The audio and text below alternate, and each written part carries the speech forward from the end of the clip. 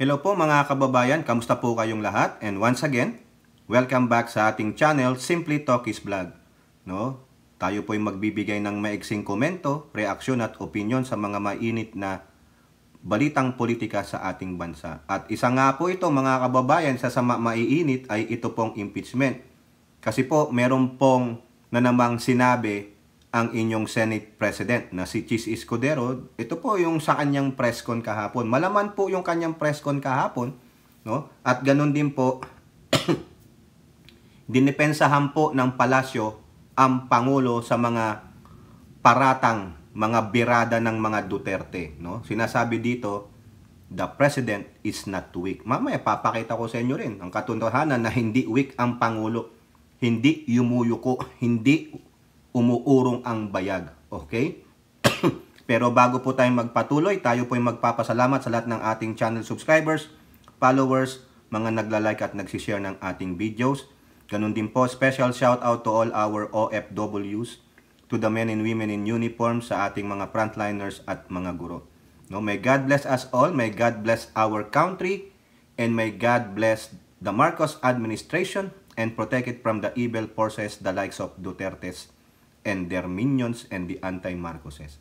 So, unahin natin mga kababayan, ito pong pagdepensa ng palasyo sa ating Pangulo na sinasabing ang Pangulo ay hindi weak. Sabi po dyan sa artikulo ng Inquirer, Marcos tirades versus Duterte admin way of showing he's not weak. O yun. Yung mga pronouncement po ng Pangulo, lalong-lalo na sa mga rally ng alyansa para sa bagong Pilipinas, senatorial slate, yung sinasabi niyang pinadeliver lang ng suka, wala pong nagtotokhang dito, tinitingnan ko kung wala pa naman nasasabugan ng bomba. Yung po, pinapatunayan lamang, sabi ng palasyo, na ang presidente natin ay hindi weak. O, di ba?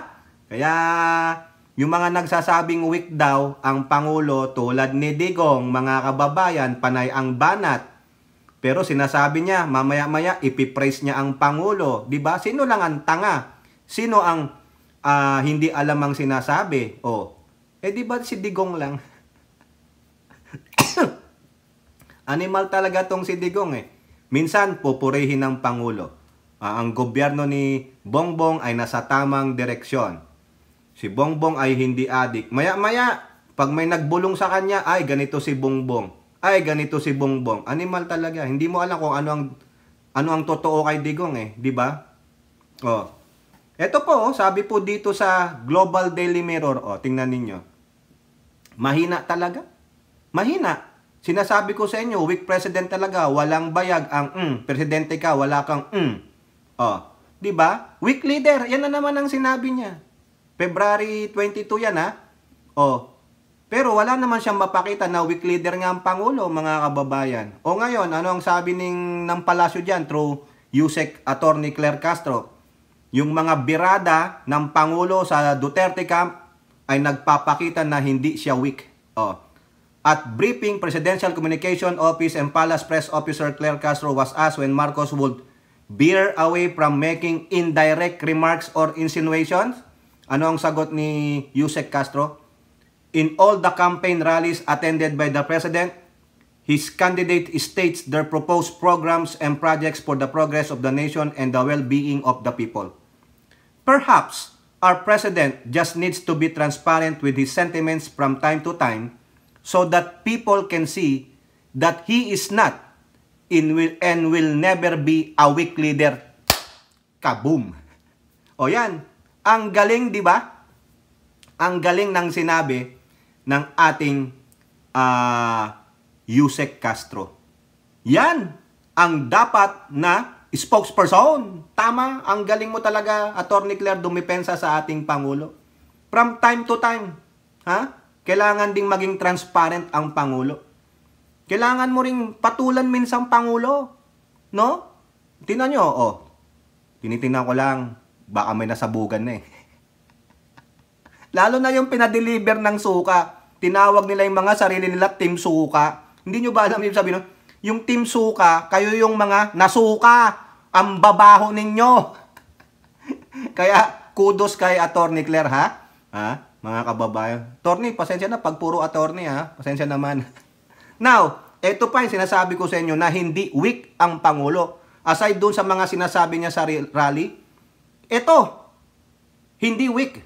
Tulad ng sinabi ni Digong, yung quote card na binasa natin, sa Inquirer, West Philippine Sea, Marcos, and Pace, hindi natitinag, hindi natatakot by China's demand to remove US Typhoon missiles. O di ba? Kinukulit ang Pangulo ng China, ng kanilang media, na tanggalin nyo yung US Typhoon missiles yan. Nagpro-provoke kayo. Delikado yan sa inyong regional security. Ano ang sabi ng Pangulo? Hindi. Hindi ko alisin yan. Walang kompormiso. O, di ba? Ano kayo?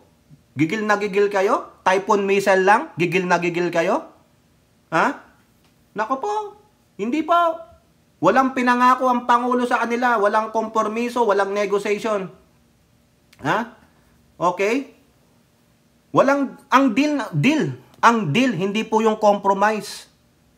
Hindi yung pinangako. Ang sabi ng Pangulo, let's make a deal with China. Remember that? Tatanggalin ko lang yung Typhoon missile if you stop your aggression in our West Philippine Sea, stop your bullying, your lace importing, your water cannoning in our raw emission and our fisher folks. That's not a compromise. It's not a negotiation. It's just a deal. If you will take it, then deal. Both of us are winners. Nobody are losers. Di ba? Hindi yumuko ang presidente. Makailang beses nang nagdi-demand ang China. Ginagamit pang state media, ginagamit nila ang kanilang mga social media accounts na sinisira ng Pangulo, na binreakdown ng Pangulo ang pangako niya. He never promised anything to China. Ang sabi niya, let's make a deal. It's not even a specified contract. It's a deal lang, parang poker. You wanna raise? Or you wanna call? Or fold? Ganun lang yan eh. Anong ginagawa ng China? I think they're folding. Takot na takot. Typhoon missile?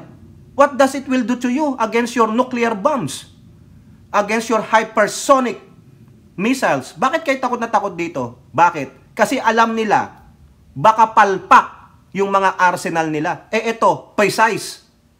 Precision target. Oh, di ba? Ilan lang, iisa lang mga kababayan. Ilan ang laman yan? 8, 12. Kontra ang dami nilang arsenal, mga naka-imbak-imbak. Biruin nyo, more than 250 nuclear bombs meron sila.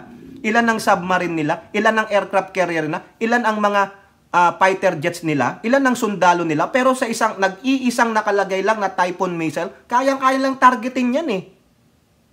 Kumbaga, isang missile lang, tatapos yan eh. Pero bakit kinakatakutan? At bakit kayo nagdidikta?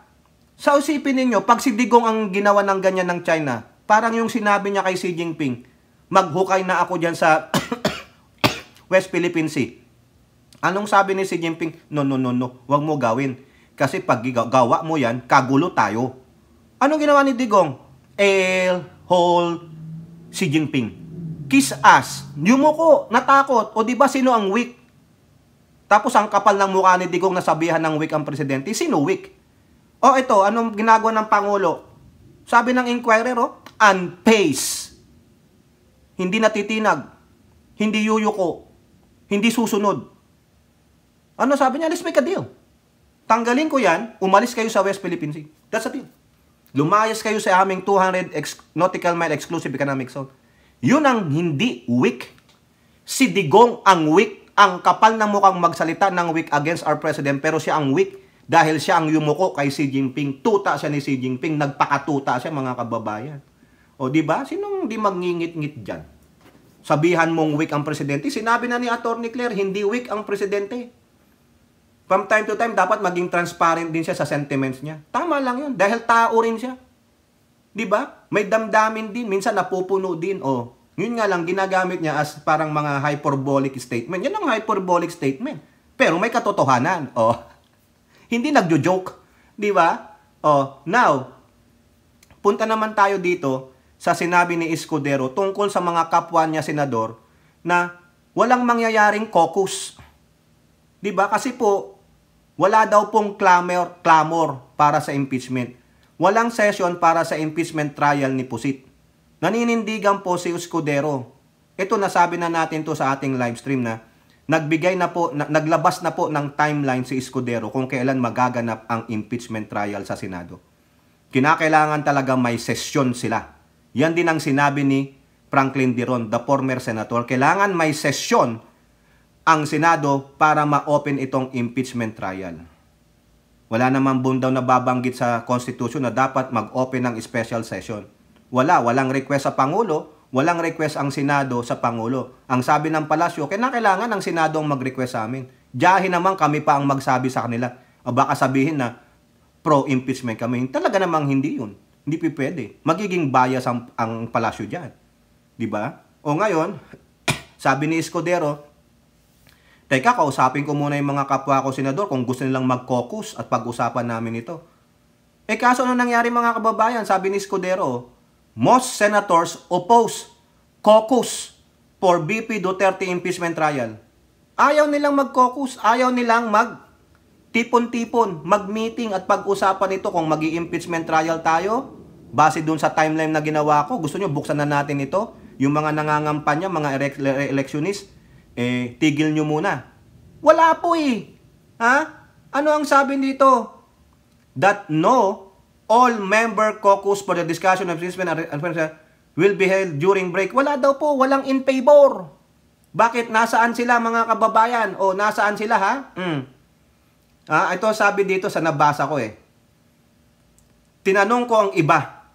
Hindi rin naman nila gusto at busy din How can be all senators caucus when most are traveling and some are abroad, some are not available, and some are not interested? As I have said, kahit anong gawin natin hanggat walang sesyon, wala namang kasing masisimulan. Tandaan ninyo, busy daw sila. Saan? Pangangampanya, yung iba. Yung iba, traveling. They are on vacation, whether local o national or abroad. Yan yung mga senador ninyo. Pinapasahod ninyo, lalong-lalo na yung mga ibang re-electionist.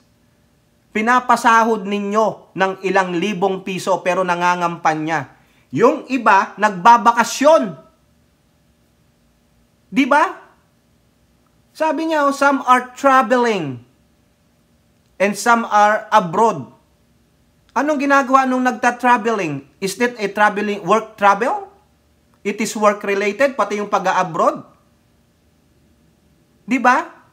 Dapat i-justify nila sa taong bayan yan. Sino yung mga senador na nagta-travel domestic or international? Is it a work-related? Can you justify that? Wala talaga Some are not interested. Yan ang mga senador ninyo na pinapasahod nyo ng libo-libong piso. Kaya marami po ang gustong maging senador. Ayaw nilang mag-caucus. Kasi bakit? Hindi interesado. Yung iba busy saan? Sa pangangampanya. Yung iba nagta-travel whether domestic or international. Yan po ang mga dahilan na binigay ni Escudero, mga kababayan. Nakakaasar, no? Kaya ganyan wala na Ano magagawa ni Escudero? Pilitin niya? Kaya nagbigay na siya ng timeline. Gawin na lang namin sa 20th Congress, at least may session. At least baka may bago ng mga senador. May mare-elect man konti lang. O di ba? Wala na yung mga pro Duterte. Wala na yung mga anti-impeachment. Di ba? Pero ang mabibira diyan si Escudero. He will bear the grunt of those pro-impeachment group. Yun lang po mga kababayan. Kita nyo dahilan nila? Busy kami. Nagta-travel kami. Hindi kami interesado. Sino lang interesado? Yung dalawang minority leader. So yung 21 minus 7, kasi pito ba ang re-electionist? Yung natitira. 9. 14. Nasaan yung 14? Di ba? Kasi hindi pa naman sila natatapos Hindi pa tapos ang 19th Congress Hanggang di natatapos ang SONA, hindi natatapos ang eleksyon, at panumpa yung bago, dun lang magkakaroon ng 20th Congress. Nasaan yung 14? Di ba? Sipin ninyo.